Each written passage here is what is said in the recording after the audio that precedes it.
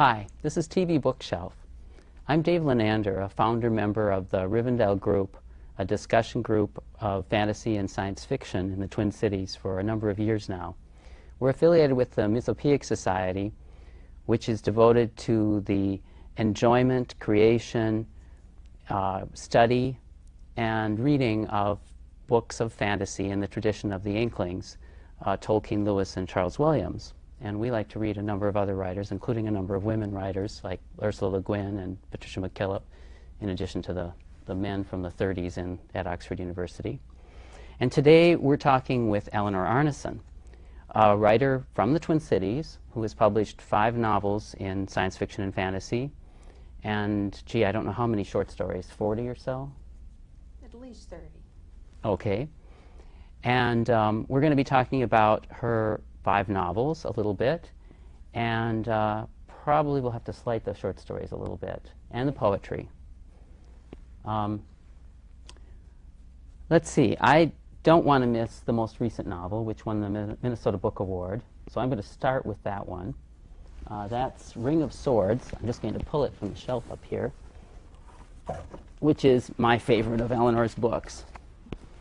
Frankly, when I read this book, I was amazed. I'd liked all of your earlier books, but I was not expecting a book that would impress me as much as this one did. One of the things that I think you developed a lot more in this book and the previous one was the characters. They came through much more as rounded people instead of two-dimensional figures that sort of play roles and act as markers maybe for positions.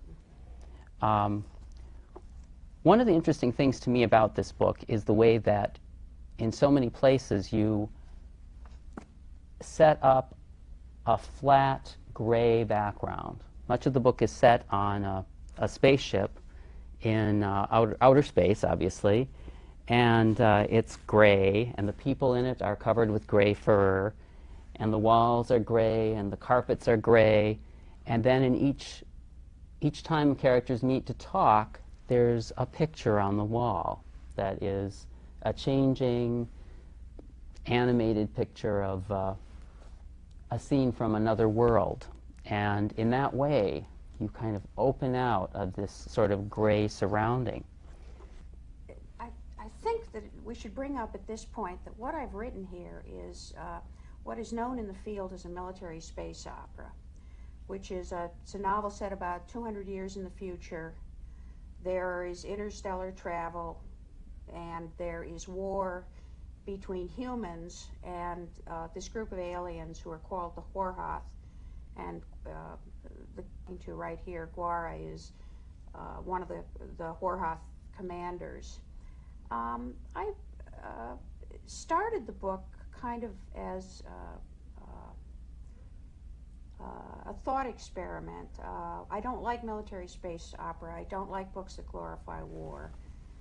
And I decided to see if I could write one just to see what the result was.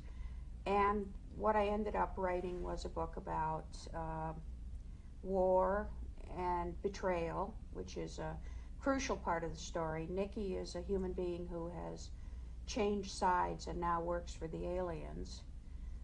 And it's also, very importantly, a book about love, and both romantic love and, I think, the kind of love that St. Paul is talking about in, I can't remember if it's 1st or 2nd Corinthians. One of the things that is mentioned as an aside in the book, but is actually quite important, is that Nicky's a Methodist. He was raised a Methodist. He's not currently religious. But my own family background, my mother's parents were Methodist missionaries, and in a strange way, what I learned from them, which was about caring for other people and loving other people, underlies the book. You're not going to find a lot of Methodist space operas, military space operas, but this is one. Of course, as you do in so much of your fiction, you constantly invert conventions. I wonder if there's another space opera where the main characters turn out to be gay lovers. I can't think of one off the top of my head. There may be, but I don't know. And across species lines, too, which is the other thing. So you once said that was okay in science fiction, one of the things that's allowed. Yeah, there's a fair amount of cross-species romance in science fiction. There's not that much gay romance. There's some. There's certainly more than there used to be. But the thing about military space opera is that it tends to be highly conventional, I think quite superficial. I think the way people think about war is very superficial. This is kind of appropriate right now because we're in yet another war. This is the, I guess, fourth fairly major war in my lifetime the United States has been involved with. And that's not counting a lot of invasions of, very small Islands. Latin American, yes, islands, Central American countries. But people don't, generally when a war starts, people kind of go on a patriotic automatic and don't think about the consequences of action. This war in Iraq is very interesting because the soldiers have access to the internet, so we're getting frontline information without censorship. You can go onto websites like David Hackman, who's a retired, I think he was the most decorated soldier in Vietnam. Anyway, retired career military. You can go onto his website and see postings from soldiers who were in Iraq. So the book, we were between wars when I wrote the book, but I guess it is fairly appropriate right now. Well, we weren't between deceitful administrations, were we? Or?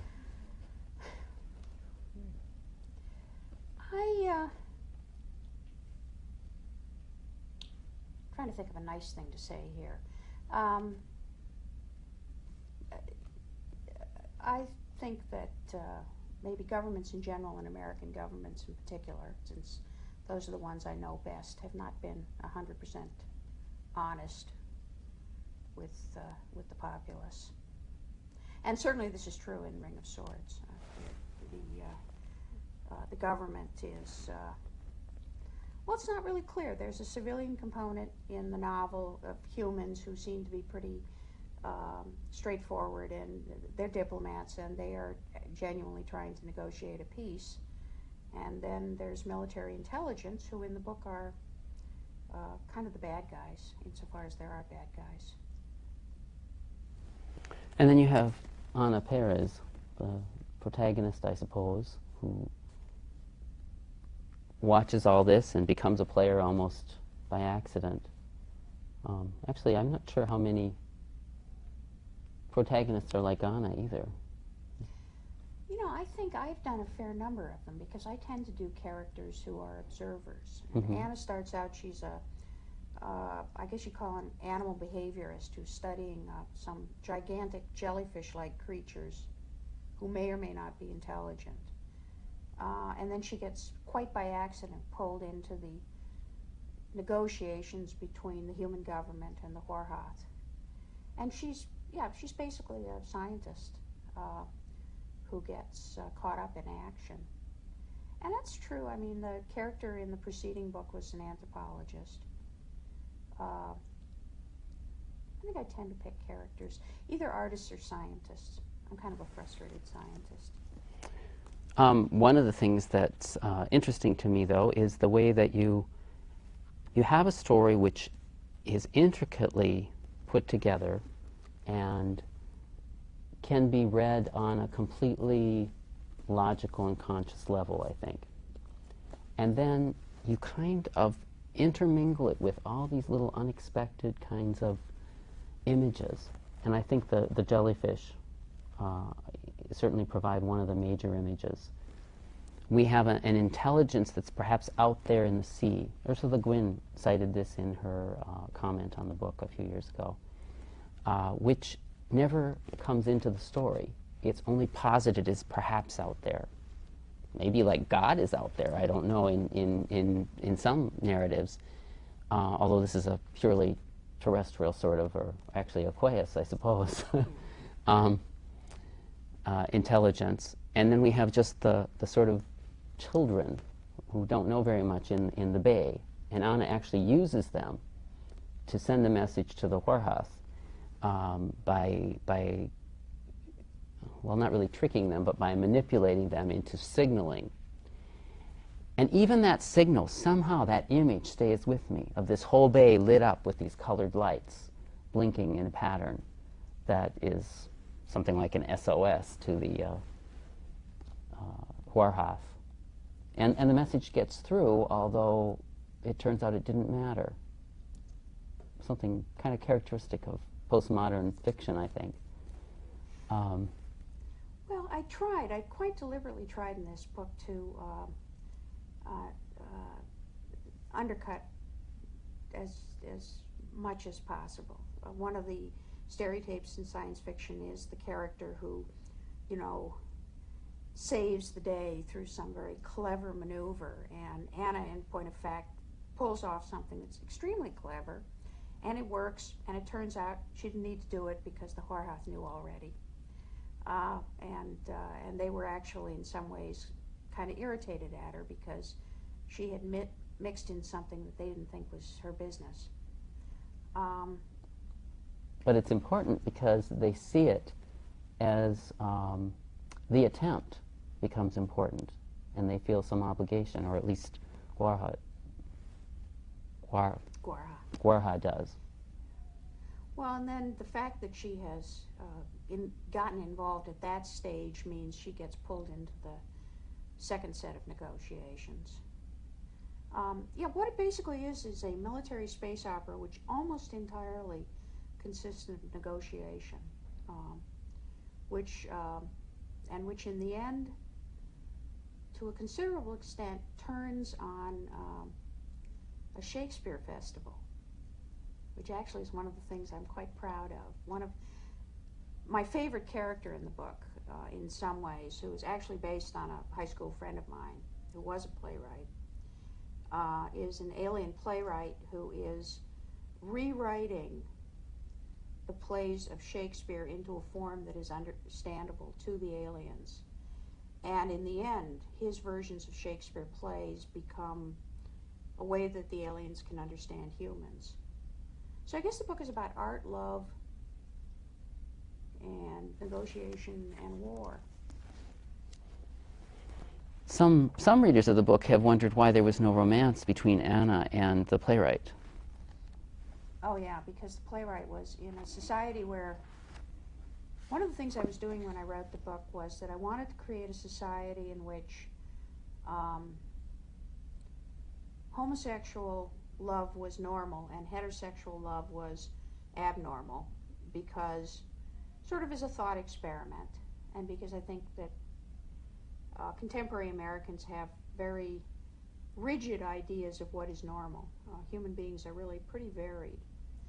So, but I have to have a character in the story who doesn't fit in, and Matsahar, the playwright, is completely heterosexual. He's only interested in females, and in this society that's inexcusable, and so he's very much in the closet and very deeply troubled.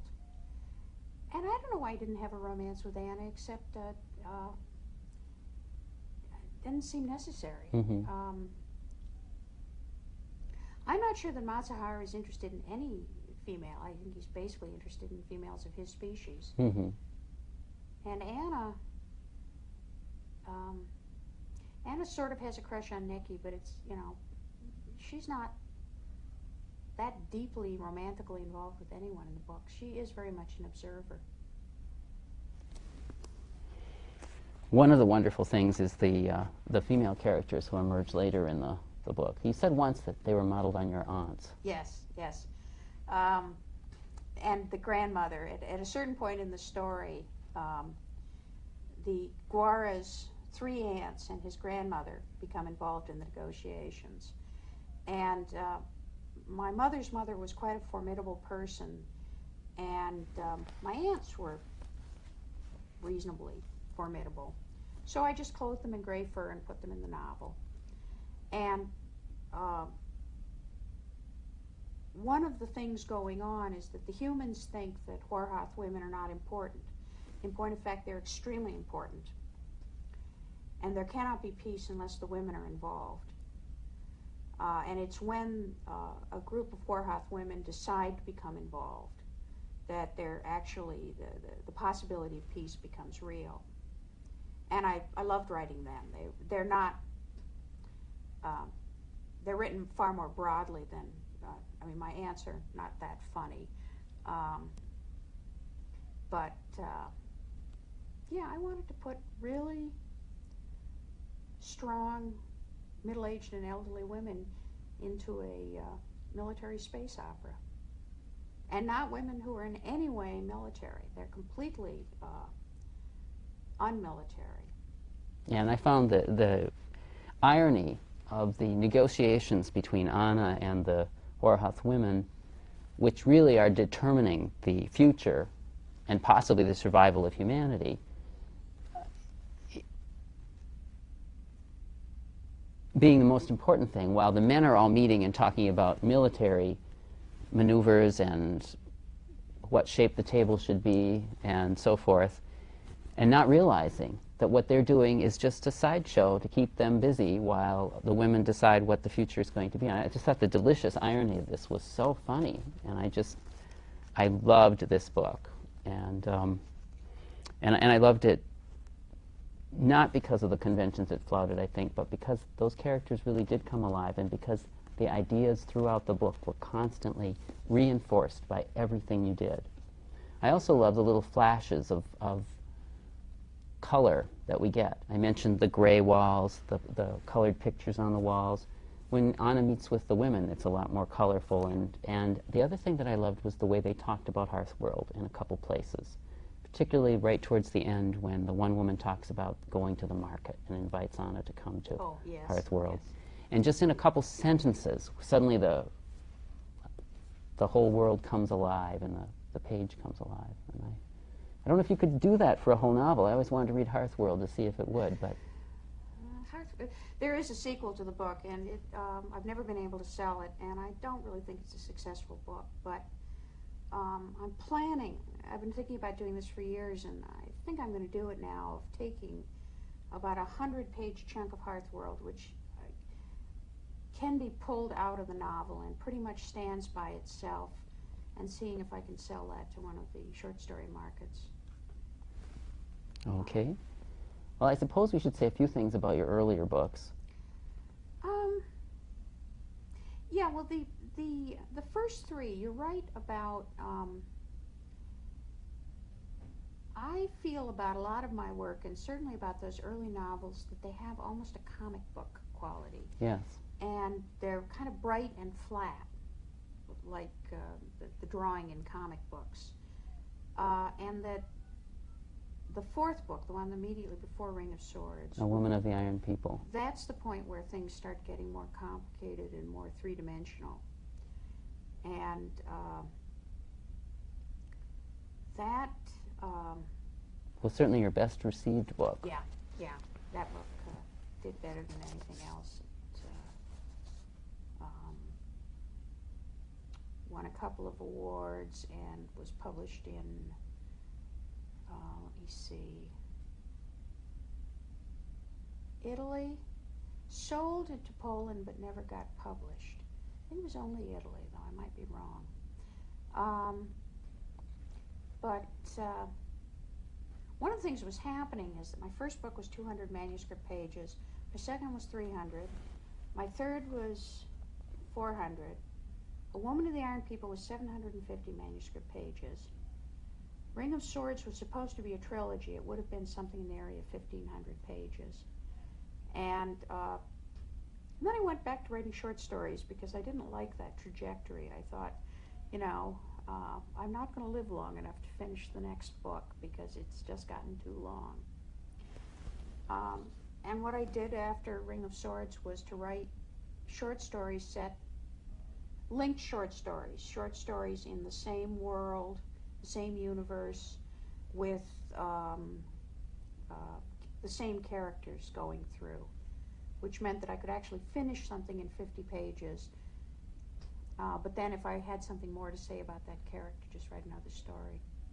That turned out to be very satisfactory. I have a story, a short story that has Nicky and Guara in it, a whorehouse short story that was sold to George Zabrowski for his Synergy collection and should be coming out, I don't know, end of the year, early next year. And it's kind of a nice story. And I was really glad to get back to Nicky and Guara. I like them a lot. I do too.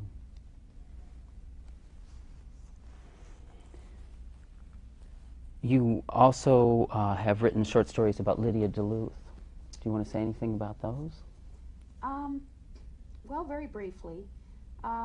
They're my homage to Hong Kong martial arts movies and to Jackie Chan. Lydia Duluth is a location scout for sometime in the future, 150 years in the future, for a company that is clearly a Hong Kong, I mean, they're making movies that are clearly Hong Kong action movies. What happens in the story is that Lydia goes out to scout a location on some planet for what is obviously going to be an extremely hokey movie.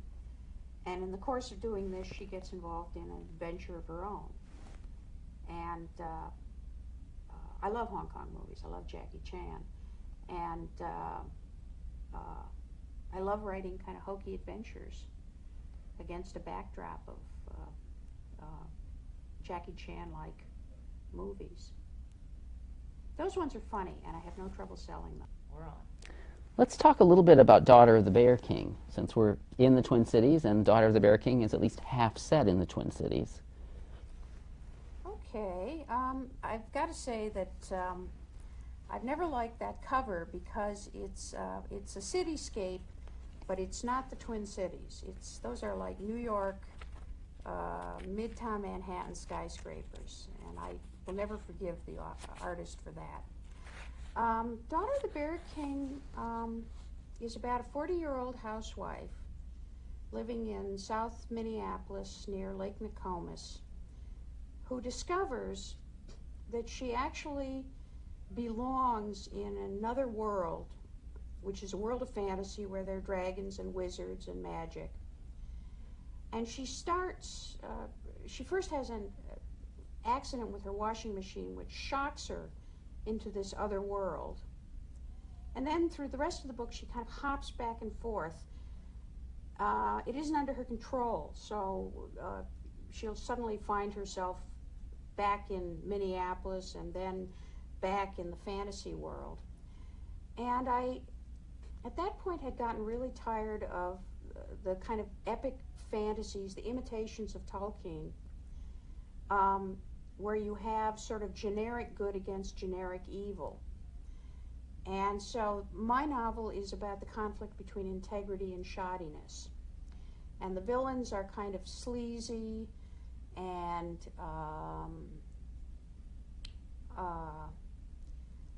they have shallow politics, and they do have a lot of kind of not very meaningful slogans.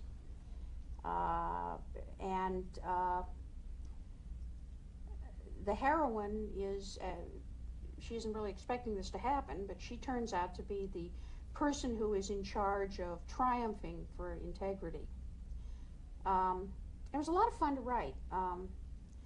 I got one thing wrong, which is there's a chase scene where apparently one of my more acute friends pointed out that the route that my heroine is taking, she's being chased through a blizzard in Minneapolis by monsters, kind of wolf-like monsters. And I think she crosses the river on a bridge that isn't where it actually is. But aside from that, it was great fun having a flying dragon go down the Nicollet Mall. It was great fun having the heroine who in moments of crisis turns into a bear wandering around in Minneapolis in bear form at a certain point. And the scene that everyone remembers is the dragon crashing into the skyway. Yeah. The heroine who's is being chased down the mall by this flying dragon, and the dragon, like birds, doesn't read glass.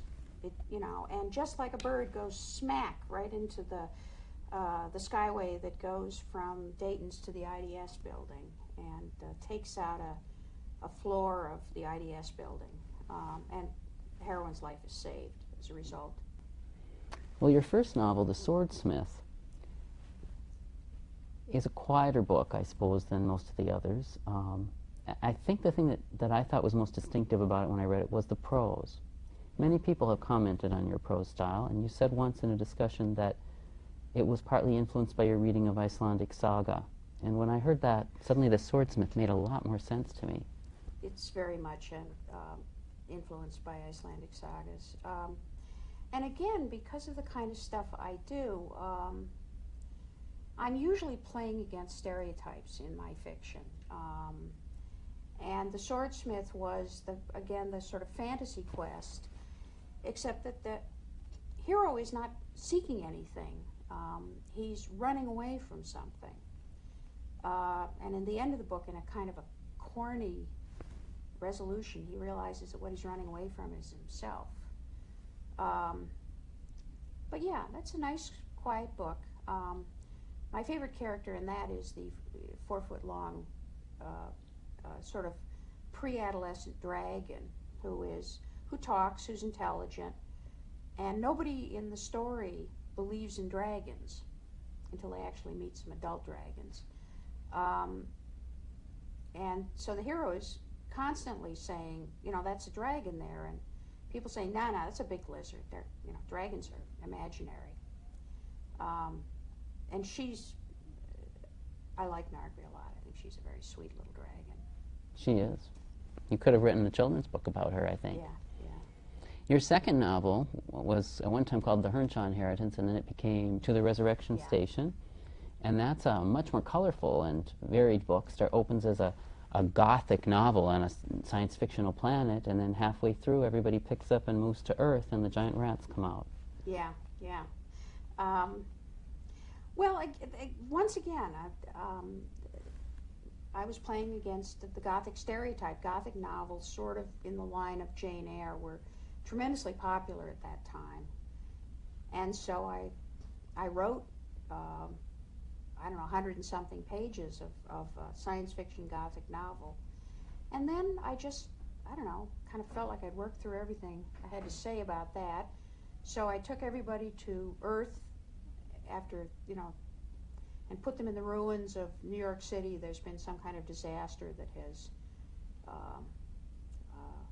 ended human civilization. And then they meet these giant mutant rats. I can't say, do I like rats? Yes, I do. When I was a kid, I used to play at the University of Minnesota medical laboratories, and I loved lab rats. They're very sweet. So I have a lot of rats in my fiction, and they're generally quite nice.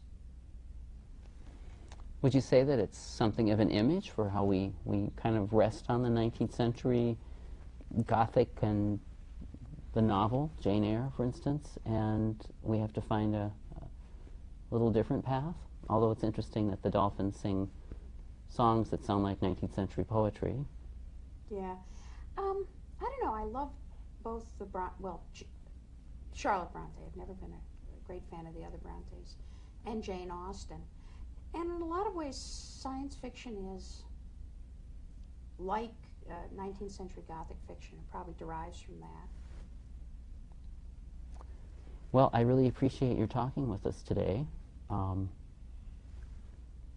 I look forward to reading that story you told us about, and whatever else you might bring to us in the next few years. I guess I'm supposed to say thanks.